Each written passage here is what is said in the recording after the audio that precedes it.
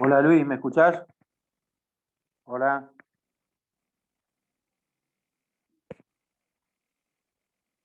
¿Me escuchás, Luis? No se te escucha a vos.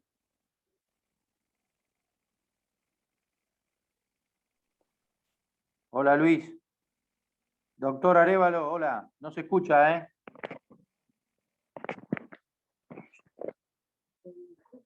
Ahora que me voy a poner el costo, si me voy a escuchar.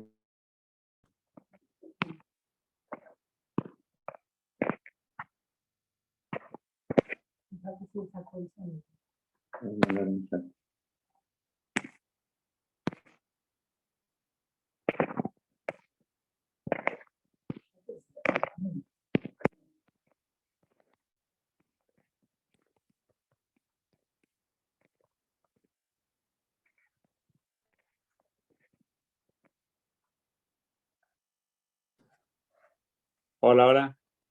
Ahí se te escucha, Luis. Menos ahí mal, porque me llamo Leandro, pero bueno. Leandro, discúlpame, ahí se te escucha bien, ¿eh? Sí, ahí está. Listo, solucioné el tema. Bien. Ahí está, perfecto. Te escucho Perfecto. un ratito y si todo anda bien y arranca bien, te dejo de anfitrión.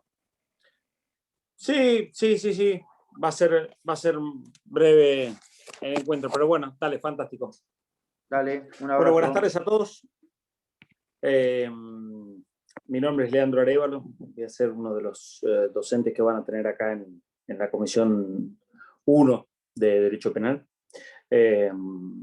Y bueno, conmigo van a tener clase algunos días salteados. Ahora les voy a decir específicamente qué días me tocan y principalmente les voy a decir qué temas me tocan, de modo tal de que podamos tenerlos preparados como para que no sea una reunión infructuosa, porque como están todas las clases ya subidas en cuanto a lo que es el armado del tema en su conjunto, vamos a tratar de aprovechar estos encuentros por Zoom para hacer el feedback de o bien preguntas de temas que hayan quedado un poco confusos al momento de oír la clase, o bien alguna cuestión que sea de interés de ustedes para redondear el tema. Si nos da el plazo, si nos dan los tiempos, la idea sería después hacer algún trabajo práctico en las bolillas en que amerite hacer trabajo práctico, ¿sí? Porque la idea, insisto, no es repetir algo que ya está grabado, sino dar los lineamientos mínimos como para que se entienda el tema, saber por dónde se va, saber por dónde se puede llegar a hacer las consultas al momento de la examinación, y luego que cada uno de ustedes, si tienen preguntas, las haga, y si no, vamos mechando algún tipo de inquietud.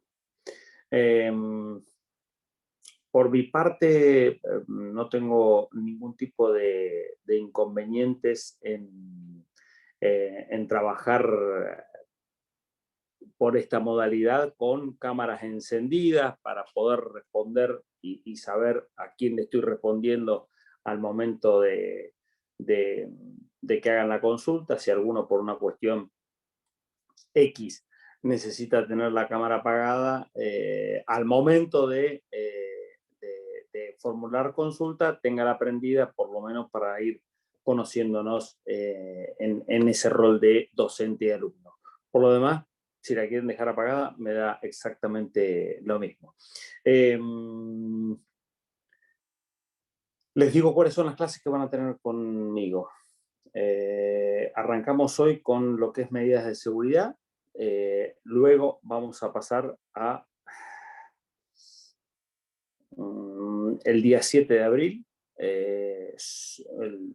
Me va a tocar dar la parte final de la teoría del delito, en lo que tiene que ver con finalismo y funcionalismo, explicación de esos dos sistemas. Luego la próxima clase que me toca a mí son 2 días seguidos, 21 y 22 de abril, en donde voy a estar explicando lo que es tipicidad culposa o imprudente. ¿Sí? Esas son las 4 clases que yo tengo asignadas en esta primera parte para dar de temas dentro del el complejo de docentes que tenemos asignado clases del titular, las plenarias de los lunes, las del martes, que es del profesor adjunto, y los 3 ayudantes, que somos Aguad, Lodre y yo, estaremos a cargo de las clases de los miércoles y los jueves. ¿Sí?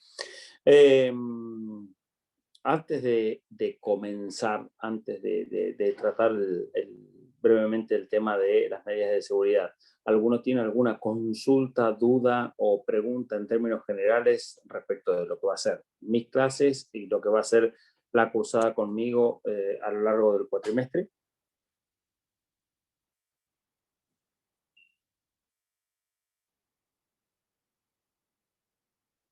¿Se sabe algo más ¿se sabe algo más del parcial?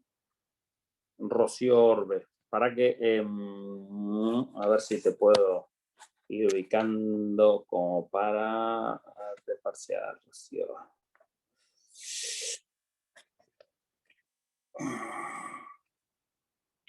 Mira, del parcial lo que se sabe hasta ahora, o por lo menos lo que tengo informado yo, es que están queriendo hacer una modalidad presencial del examen. ¿Sí? Yo no sé cómo nos va a ir en términos de sociedad, es decir, si vamos a tener la posibilidad de estar sueltos de acá al momento que llegue el examen. En el caso en que se mantengan las condiciones como hasta el día de hoy, la idea era preparar un aula que podría llegar a ser el aula magna y volver a tomar con el sistema clásico, ¿sí? Pero ¿qué pasa? Esto no se lo puedo garantizar yo, sería una irresponsabilidad decirle, mire, sí, vamos a estar todos bien y vamos a responder, porque nos encierran de vuelta y tenemos que recalar en los sistemas tradicionales de este periodo de pandemia, es decir, la toma de exámenes con el sistema de respuestas múltiples, como fue el primero y el segundo. Sí, Pablo Leiva, no hay ningún problema. A lo que me refiero es que va a ser de vuelta si no podemos estar con la presencialidad permitida por la capacidad de alumnos que hay o algún tipo de disposición por parte de la autoridad de tipo sanitaria que nos impida reunirnos, bueno, vamos a caer a ese sistema. Eso no lo sabemos, eso va muy de minuto a minuto. Hoy por hoy están dadas las condiciones como para poder tomar examen en el aula magna con 4 preguntas a desarrollar, como fue históricamente el sistema de 4 o 5 preguntas a desarrollar, como fue históricamente el sistema de nuestra comisión. ¿Sí? Cuando tengamos el sistema ese de nuestra comisión, el sistema de preguntas a desarrollar, básicamente lo que hacemos es trabajar siempre, esencialmente, con los que son los temas que damos nosotros. Esto no significa que los temas que no damos no entran en el parcial, pero por lo general tratamos de que la consulta al alumnado no lo sorprenda y el desarrollo sea de temas que hemos tratado. ¿Sí? Quizás, insisto, no sea porque íntegramente sea dar de memoria la clase de Ricker sobre el punto o la clase de Caparelli o mi clase, pero sí que el tema va a haber sido tratado o por el titular o por el adjunto o por alguno de los ayudantes de primera, de modo tal que ninguno va a sentarse a un examen, o por lo menos no nos ha pasado, de que le pregunten algo y no sepa ni de qué estamos hablando. ¿Sí? Así que esa es la única garantía que yo le puedo dar. Sí, ninguno de los temas forma parte de algo que está escondidito ahí en el programa y que nosotros lo escondemos y no se lo explicamos para después matarlos en el examen. No tenemos ese tipo de hobby. Usamos otros, pero no es. En cuanto al sistema de pandemia, sistema que hemos utilizado, son preguntas de múltiple choice. Las preguntas de múltiple choice en derecho no son lo más recomendable, pero bueno, llegado el caso, llegado el punto, si tenemos que caer de vuelta en esto, hemos tratado de irlas variando, porque ustedes tienen una especie de centro de cómputo paralelo que les permite ir trabajando en forma coetánea con la toma del examen, una suerte de bolsa en la cual se elucubran respuestas posibles y después terminan siendo todos los exámenes fantásticos. Estos son los riesgos de la modernidad y del ser ustedes mucho más Sí, mi amor, ¿qué pasó? Hay alguien que se metió que no sé qué. Pero bueno, son ustedes los más hábiles en el punto, lo reconocemos, y tratamos de menguar los riesgos, pero bueno, nos pasa que a veces nos vemos superados.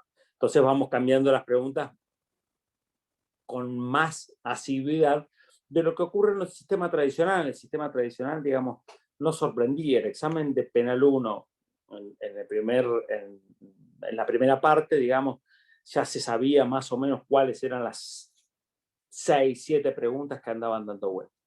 Y siempre trabajábamos con lo mismo. Y aún así, sabiendo qué le íbamos a preguntar, a veces desaprobaban. Así que, bueno, no se trata de sorprender, se trata de tratar de completar el contenido que se les pide. Pero bueno, esas son las dos probabilidades. Hoy por hoy, lo que se nos ha dicho a nosotros es que estaríamos trabajando con el sistema tradicional insisto, por la cantidad de alumnos que son ustedes y la capacidad que tiene, por ejemplo, el aula magna, estaríamos en condiciones de tomar en aula magna. ¿Sí? Es una opción, nada más. Bajar todas las manos. Nada, después, si tienen alguna duda, váyanla haciendo. Sepan que no estoy muy canchero con el tema Zoom, así que me van haciendo señas y yo voy buscando a quien le aprieto el microfonito rojo para escucharlo, porque están todos silenciados, así que no tengo idea de quién puede llegar a querer o expresar alguna consulta o hacer algún tipo de comentario. En el caso de que quienes no recibimos en Mar del Plata, lo lamento muchísimo. El régimen de cursada es presencial. Que en la pandemia sea su asistencia de manera tolerada en términos de virtualidad, no quita el carácter de presencialidad de la cursada. Y por tanto, si la examinación es presencial, hay que rendir presencial. Salvo que quiera rendir por Zoom un oral con nosotros. Pero bueno, eso puede ser si es que existiese algún tipo de inconveniente, si es que lo justificase, digamos, no lo puedo decir a priori. Pero digamos, la solución podría llegar a ser esa, ¿sí? Lo que pasa es que en el oral llevamos mucho tiempo, trabajamos mucho tiempo. La consulta se hace muy tediosa. Primero chequear de que usted esté solo en el lugar, que nos escuche bien, que haya feedback y que después que responda a lo que le pregunté. Así que bueno, eso tratamos de que sea la última de las opciones. Si existe la posibilidad, si está residiendo en otro lugar, yo no creo que sea más que Balcarce o Miramar, pues yo paso un colectivo y estamos cerca. Pero si existiese que usted trabajaba o vivía en Mar del Plata y se fue a vivir a Dolores, por ejemplo, en donde no hay medios de transporte ni de comunicación y no puede venir, bueno, ahí lo veremos llegado al caso. No, incluso, insisto, no sabemos cómo vamos a estar de acá a un mes, mucho menos nos vamos a pelear si usted tiene pasaje o no de Dolores hasta acá, así que quédese tranquilo que alguna solución vamos a encontrar. ¿Está? Joaquín Caimi. Bien.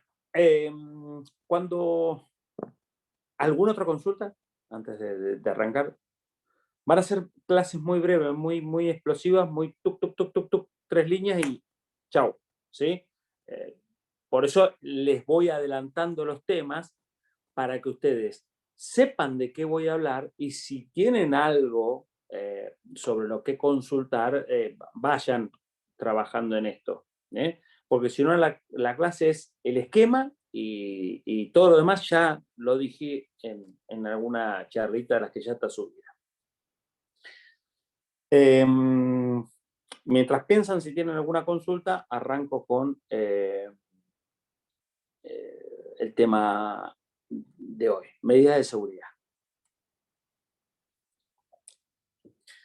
Cuando ustedes han visto hasta ahora teoría de la pena, vieron algo el martes sobre teoría agnóstica y demás, hagan con la cabeza así.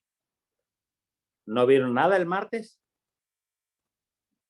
Valentina Lara Dávila, usted que me dice no. Vimos principios con el doctor Caparelli. Principios, ajá, bien. ¿Y teorías de la pena no? Gabriela Guerrero.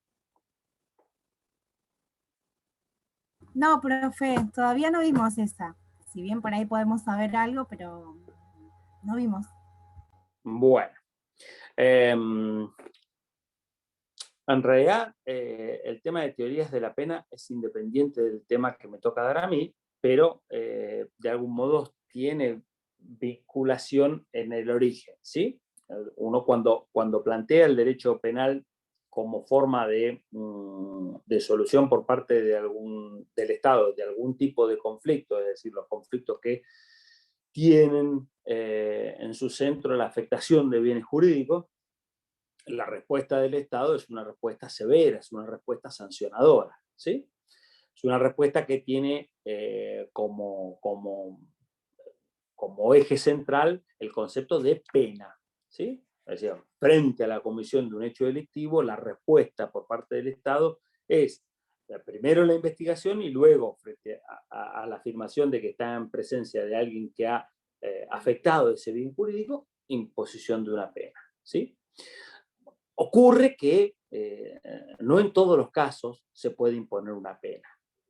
No en todos los casos una persona está en condiciones de recibir ese tipo de castigo por parte del Estado. Porque puede llegar a darse el caso de que el sujeto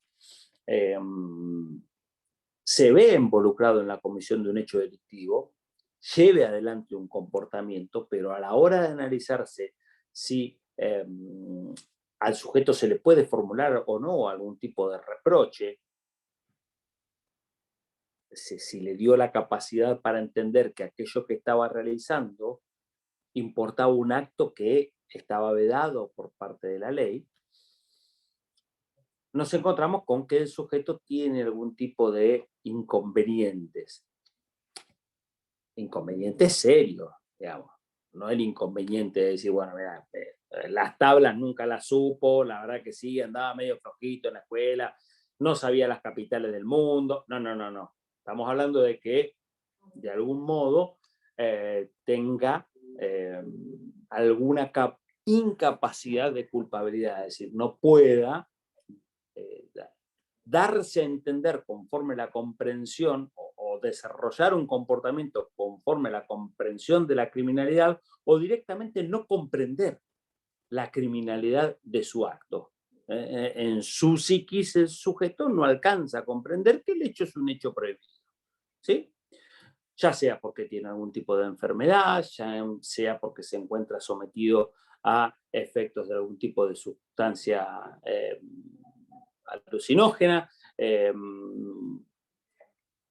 Los vamos a ir viendo al momento de analizar culpabilidad, cuáles son aquellas circunstancias que borran esa capacidad de culpabilidad. Pero sin adentrarnos a cuáles son las causas que borran esta capacidad de culpabilidad, lo cierto es que si se demuestra que el sujeto carece de la capacidad de culpabilidad, la respuesta no es la imposición de una pena, sino de una medida de seguridad. ¿Sí? Las medidas de seguridad tienen en la antigua teoría punitiva, si uno va a los autores de principio del siglo, tenían orientadas o se hallaban orientadas en tres finalidades. En una finalidad tuitiva, una finalidad educativa y una finalidad que estaba ligada a la protección de la sociedad, y entonces eran de tipo excluyentes, ¿no? De la persona. La metemos en un lugar, en un loquero, en un centro en donde no genere daños al resto de la sociedad. Sea cual sea la posición que uno quiera adoptar en cuanto a la forma que debe dársele a esta medida de seguridad, lo cierto es que está prevista en nuestra legislación una respuesta no punitiva para las personas que carecen de capacidad de culpabilidad. Y entonces nos vamos a encontrar en más de una oportunidad con el siguiente dilema. Es decir, bueno, ¿qué es lo que tenemos que hacer y cuánto tiempo le podremos imponer a esta persona una medida de seguridad?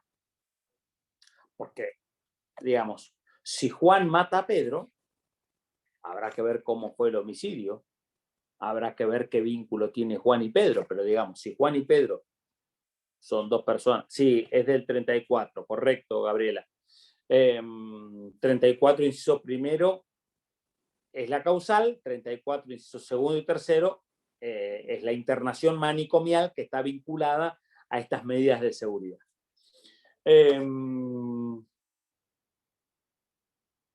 Inciso 1, párrafo segundo y tercero. Les decía, vuelvo, si Juan mata a Pedro, sabemos que el que matare a otro tiene una pena de 8 a 25 años, o sea que a Juan le va a tocar 8 o 25 o cualquiera de los números que está en el medio, si es que no existe ninguna circunstancia atenuante, si es que no existe ninguna circunstancia agravante, si es que no existe nada que cambia el eje de un ejemplo común, ¿sí? Digamos, en principio sabe Juan que si mata a Pedro, espere, Ulises, que ya le voy a responder. Déjeme terminar de redondear el tema. Si Juan mata a Pedro, sabe que la pena que el legislador le ha puesto es de 8 a 25, entonces ni va a estar menos de 8 ni va a estar más de 25.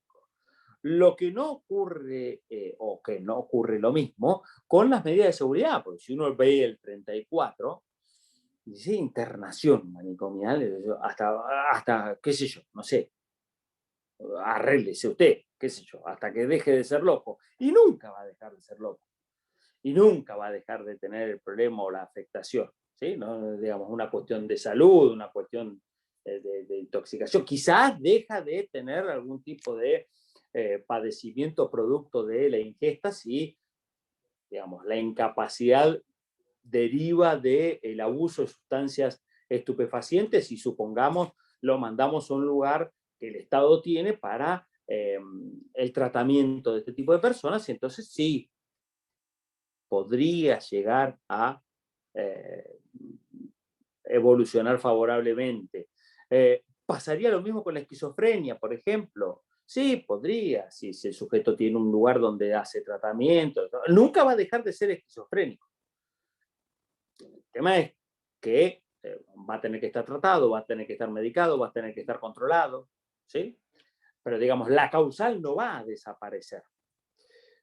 Bueno, ese y otros tantos puntos son los que llevan a repensar, decir, bueno, ¿y entonces cuánto tiempo lo vamos a tener que tener a esta persona privada de su libertad o no? ¿O en qué forma tiene que estar encerrada? Bueno, Sin duda, la Corte había sacado una resolución que quizás es de los fallos que primero pone el foco, es decir, ojo con esto, no podemos tener sine die a una persona privada de su libertad bajo el ropaje de lo tenemos como con una medida de seguridad. No tiene capacidad de culpabilidad, entonces vamos a cuidarnos todos y a este señor lo encerramos. ¿Por cuánto? Y qué sé yo. Ahí lo dejamos. Hay un fallo. El fallo está denominado como R,MJ, ¿sí? JMR. El fallo es del 19 de febrero del año 2008. Está publicado fallos de la Corte Suprema de Justicia de la Nación, 331, 2.211. ¿Sí? 331, 2.211. Este fallo, más allá de destacar que, por ejemplo, en la cuestión civil que se generó cuando el juez penal dice, bueno, acá sobreseimiento porque este sujeto es inimputable. Entonces, dicta el sobreseimiento en el año 1982. ¿Sí? Fantástico, lo mandamos a la justicia civil. Bueno, que no, del loco te haces cargo vos, no, del loco te haces cargo vos. El juez penal y el juez civil peleándose. El loco en el medio encerrado. ¿Sí? No, es tuyo el loco, no es tuyo, no es tuyo, es tuyo, es tuyo. Hasta que la cuestión de competencia se inclina por la justicia civil.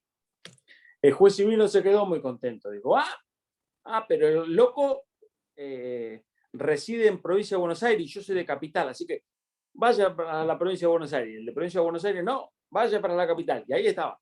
Y el loco iba para allá, para acá, para allá. El expediente del loco. El loco siempre estaba encerrado. La cuestión es que 2005 se tomaron el tiempo y sale la resolución tratando de ponerle fin a la cuestión. Y en 2008 sale la resolución de la Corte poniendo un poquitito en orden todo este descalabro de decir qué hacemos con el loco. ¿Sí? En el medio vamos a tener nosotros la aparición de un nuevo elemento a considerar, que es la nueva ley de salud mental, cuyo paradigma, el no encierro, es el gran inconveniente de un sinnúmero de situaciones que se plantean. ¿Por qué? Más allá de que la Corte entiende que ninguna medida de seguridad va a poder ser prorrogada por un tiempo superior al tiempo que se le pudo haber impuesto al sujeto como pena, es decir, señor, si a usted como pena por este delito, si hubiese estado bien, le puedo imponer hasta 25 años, usted, por más que sea loco, no lo puedo tener encerrado bajo el pretexto de una medida de seguridad más allá de esos 25 años. Porque parecería ser que ese es el límite de la culpabilidad y parece ser que ese es el límite objetivo que tendría el Estado para decir intervengo en el caso. ¿Sí? Luego podría decir, bueno, mire, ayudémoslo, pero no privémoslo de la libertad con la excusa de querer ayudarle y lo tenemos ahí tirado en un rincón sin posibilidad de que tenga libertad ambulatoria. Insisto, más allá de esta conclusión que la Corte la deja bastante clara, la aparición de esta nueva ley de salud mental empieza a generar mayores rispideces entre las que ya existían, entre la justicia penal y la justicia civil, porque, claro, ninguno se quiere hacer más cargo del loco. La justicia penal dice, no, mire, ¿sabe qué? Medida de seguridad, nueva ley de salud mental, es competencia de la justicia civil, así que vamos a hacer una cosa. Yo de acá lo largo al señor y se lo doy al juez de familia, porque ni siquiera es el juez civil, ahora es el juez de familia en la provincia de Buenos Aires, para que lleven adelante un procedimiento controlador del encierro asegurativo. Claro, pero la nueva ley de salud mental dice que el principio general es que todos tienen que estar afuera. Pero la internación es la excepción excepcional, y que se va a aplicar como último recurso. Así como la pena, el derecho penal es la última ratio, es decir, yo tengo que solucionar el conflicto entre las partes, yo Estado la tengo que solucionar de cualquier modo posible, y lo último que tengo que hacer es imponer una sanción. Si no tengo la forma de solucionar el conflicto entre Juan y Pedro de otro modo, le voy a tener que imponer una sanción a uno de los dos, ¿sí? Si el conflicto es por un terreno, trataré de que en la justicia civil se resuelva y vean quién es el que tiene derecho. Ya si Juan mató a Pedro, no hay mucho que podamos resolver en la justicia civil, ¿no es cierto? Entonces el derecho penal, última ratio, tiene que actuar. Ahora, ¿qué pasa si Juan no está en su cabales? Entonces lo llevamos a juicio, se encuentra imputado de un delito de homicidio, pero cuando vamos a analizar su capacidad de culpabilidad, el sujeto no tiene capacidad de culpabilidad, ya sea porque estaba en un brote psicótico, ya sea porque se encuentra afectado gravemente en su capacidad cognitiva por una enfermedad mental, ya sea porque al momento de cometerse el hecho se encontraba seriamente perturbado en su conciencia por la ingesta de alcohol, de drogas, etcétera, pero que no podía válidamente entenderse que desarrollaba un acto conforme a la comprensión de la culpabilidad. Es decir, sea cual fuese la circunstancia que a nosotros nos lleve a la conclusión de que esta persona carecía de capacidad de culpabilidad, el juez penal lo que tiene que decir es: acá es inimputable, vaya a la justicia civil. Y en la justicia civil lo van a recibir en tanto y en cuanto el sujeto no esté privado de su libertad, pues si está privado de su libertad van a decir: no, resuelvan ustedes la privación, porque nosotros acá tenemos que bregar por el paradigma de la salud mental, y entonces en ese contexto vamos a tratar de que el encierro manicomial sea la última de las soluciones. Casos como este que yo le estoy comentando, siguen pasando. No son los conflictos algo que quedó en el año 1982 o en el 2005 cuando salió el fallo este. No, siguen pasando.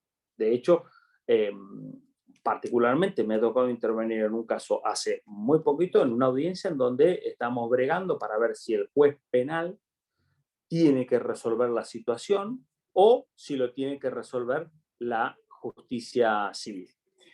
La Corte Suprema de Justicia de la provincia de Buenos Aires dictó un protocolo, no tengo acá, perdón, dictó un protocolo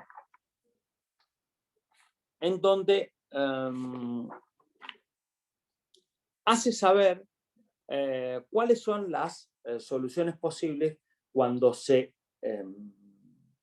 dicte una resolución en la cual, si bien no se imponga sanción, estemos en presencia de una persona que demuestra lo que antiguamente se llamaba el peligroso para sí o para tercero de la justicia civil, demuestra algún tipo de peligrosidad. Dice, si el juez o jueza penal presumiese que la persona imputada al momento del hecho posee una enfermedad mental que la haga incapaz de culpabilidad, o si durante el proceso sobreviniese algún tipo de padecimiento que lo tornara incapaz, y se reunieran los recaudos para el dictado de la prisión preventiva, es decir, si hay mérito suficiente como para decir que esta persona es el responsable del hecho, si el hecho está debidamente probado, le va a hacer un análisis urgente por peritos psicólogos y psiquiatras tendientes a determinar un diagnóstico, pronóstico y tratamiento. Esto que aparente ser, digamos, algo bastante claro, que es el protocolo dispuesto por la Corte, insisto, de nuestra provincia, el organismo más alto en cuanto a autoridad, resulta cuestionado por parte de algunos defensores y algunos jueces no están incluso resolviendo conforme a ese protocolo, es decir, tienden a tratar de resolver la cuestión por la vía más fácil, de decir que no me quiero hacer cargo del loco, que lo analicen en el ámbito de familia, en donde un curador, un asesor de incapaces que lo va a representar de manera previa, un defensor civil, van a tratar de interpretarlo. Pero obviamente, mándemelo, pero mándemelo en libertad.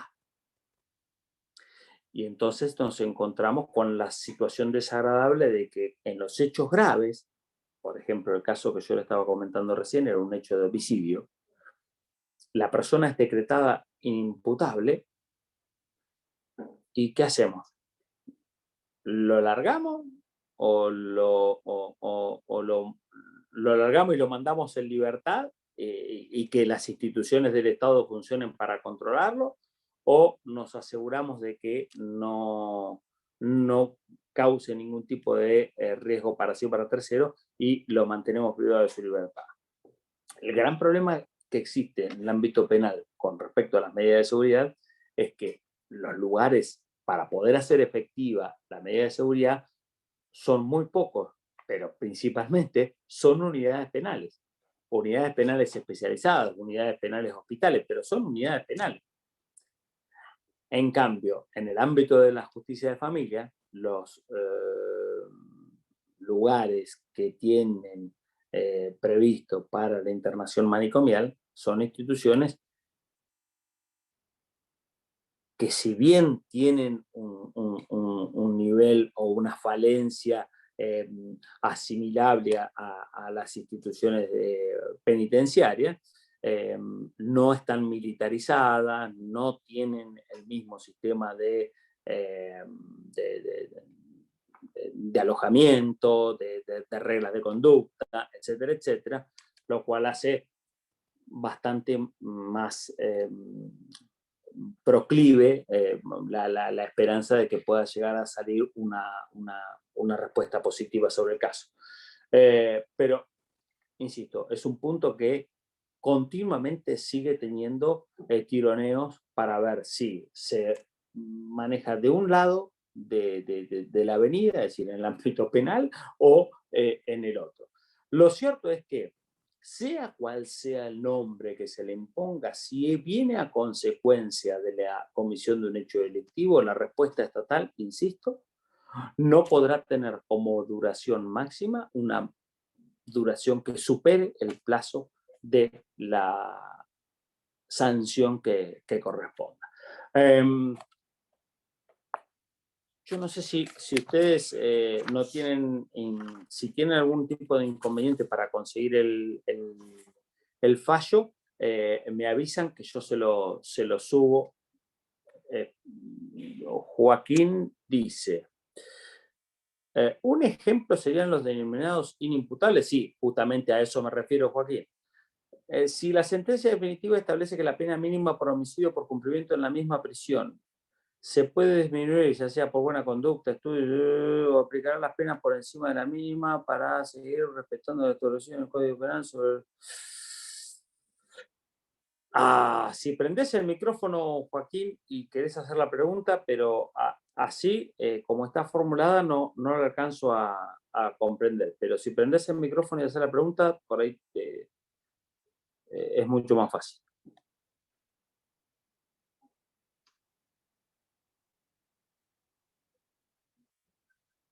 ¿Me escuchas, Joaquín? No tengo micrófono. No me anda. Estamos complicados. Pero sí, sepa, en principio estamos hablando de los inimputables, ¿sí? Luego, no podemos estar hablando de imposición de pena porque no le imponemos pena a los inimputables. Es el primer recaudo que nosotros tenemos. Si yo le voy a imponer una pena, lo que tengo que tener es una persona imputable. Justamente, como al inimputable no le puedo imponer pena, no sé de qué número estamos hablando. Entonces, el único número que vamos a tener en consideración es el máximo. Señor, mire, si usted fuese imputable, la pena que le puede poner el Estado es un máximo de tanto. Como inimputable, usted no puede estar en peores condiciones.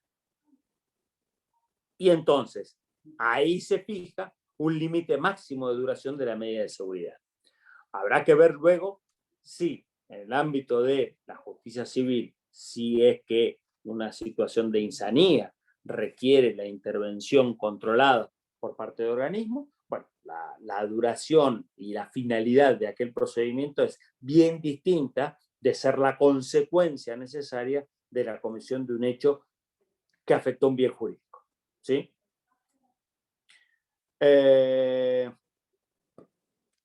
No sé si tienen alguna pregunta.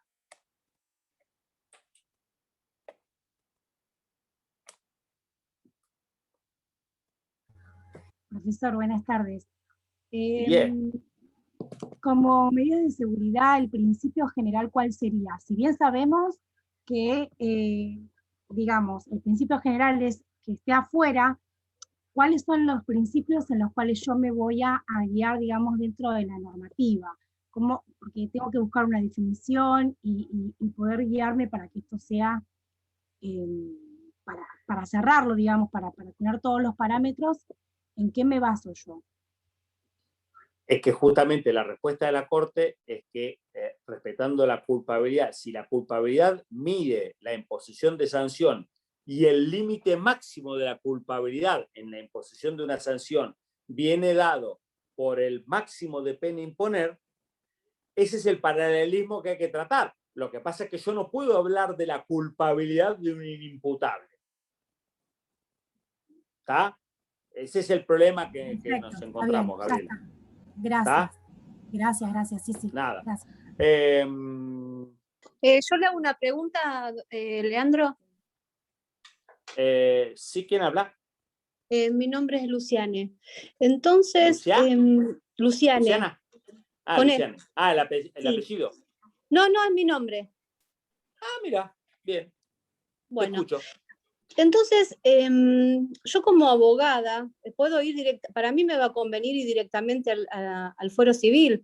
Yo, si mi representado mata, tiene un homicidio, no es culpable, porque bueno, no estaba en sus facultades mentales, ¿puedo pedir directamente al juez penal que se declare incompetente? Porque en la parte civil, como dijo usted, va a ser mucho más factible el tema de que va a estar en una clínica, un hospital.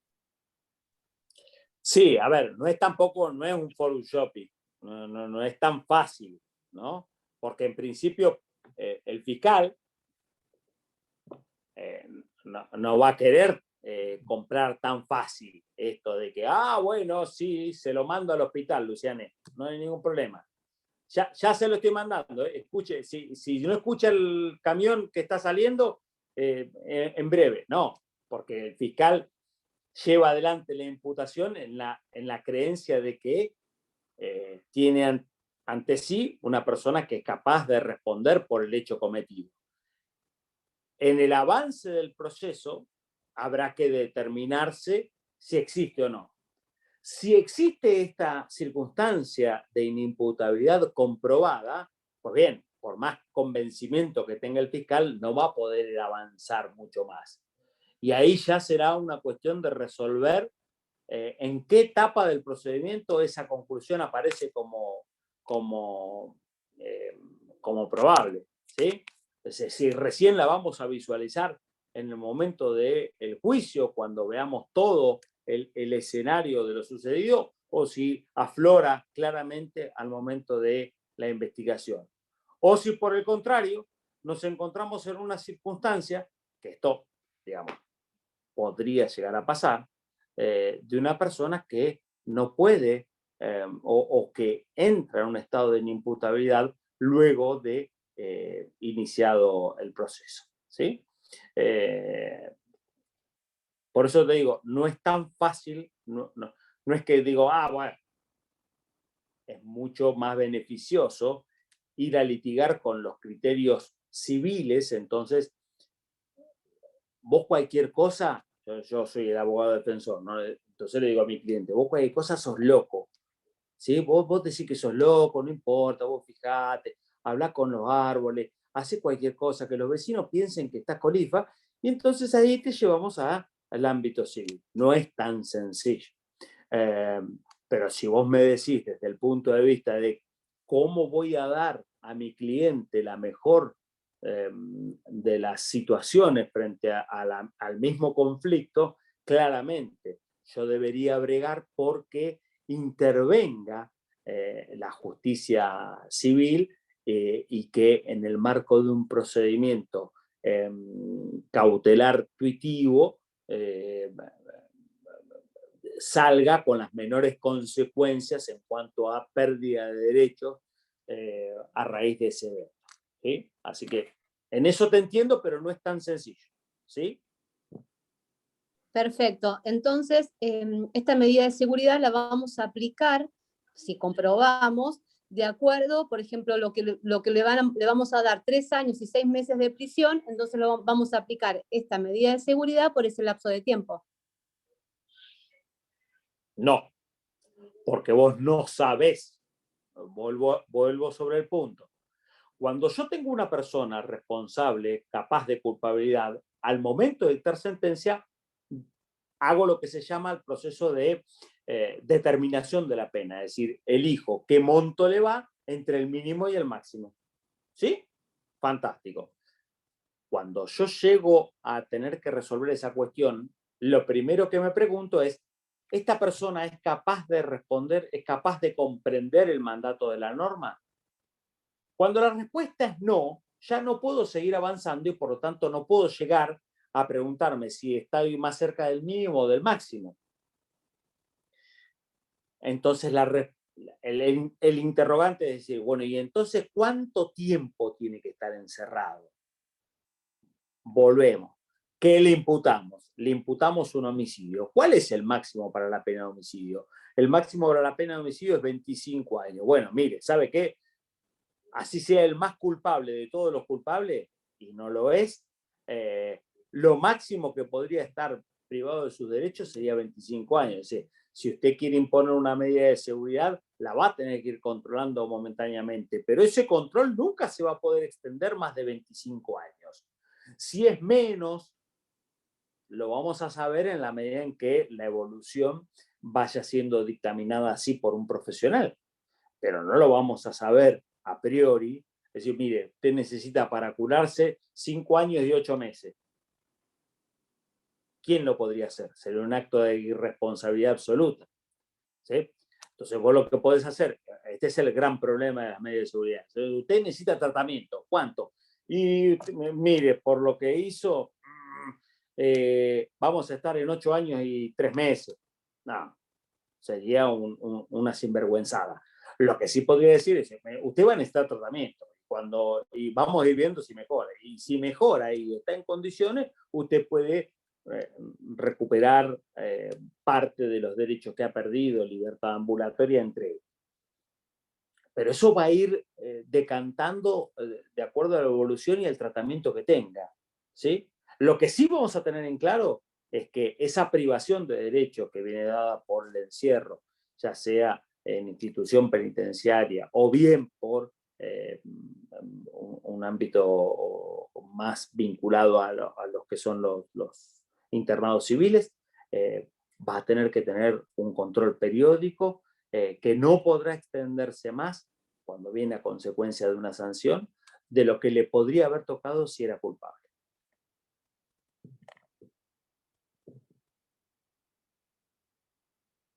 Gracias. Se murió. Ah, no, está bien. No, estoy Está acá, bien. estoy acá. No, está. Estoy pensando. ¿Entiende, Luciane, cuál es el tema? Yo no le puedo decir a usted cuánto le va a tocar de pena. Yo lo podría saber si usted no, es imputable, pero no lo puedo saber si es inimputable. Sí, está perfecto. No, yo solo pensaba que, por ejemplo, si a mí estamos en un caso de que ya me condenaron, yo soy culpable, me dieron a mí un robo simple entre 3 y 6 años de prisión, entonces yo, nada, pensaba que iba a cumplir eso como medida de seguridad. Ese fue Claro. mi pensamiento, pero bueno, ya me sacó las dudas. Antiguamente el sistema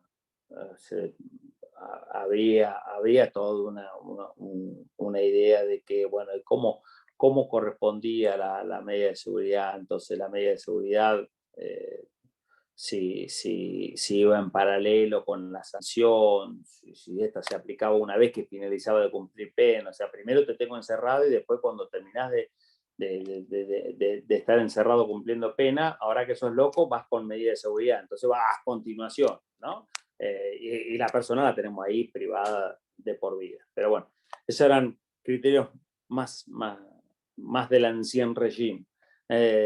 Hoy tenemos este nuevo paradigma, este nuevo marco situacional que nos exige repensar qué tipo de solución encontramos.